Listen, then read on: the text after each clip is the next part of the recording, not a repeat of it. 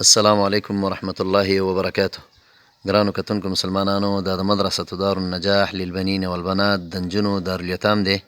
الحمدلله چې ستاسو د نیکانو مسلمانانو په مالی مرسته سره دغه ځای ته رسېدلی دی. دې کې اوس موږ دغه تشنابونه جوړ کړلو، 5 تشنابونه. د دې لانټر پاتې دی او د دې پلسترې پاتې دي او د دې میدان اواري ده او خاص کر د دې رنګ دی او د بجلی فټینګ دی چې وخت ډېر زیات کم دی او درسونه شروع کوو. شاګردان ډېر زیات انتظار کې دي. نو دا ورځې د زکات صدقات ورځې دي.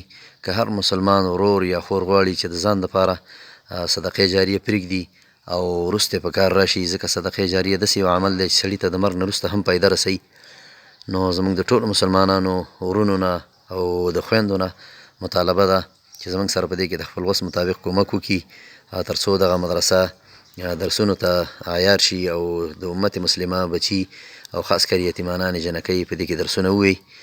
نو زموږ د ټلیفون او واتساپ شمیره ده 0 55 53 151.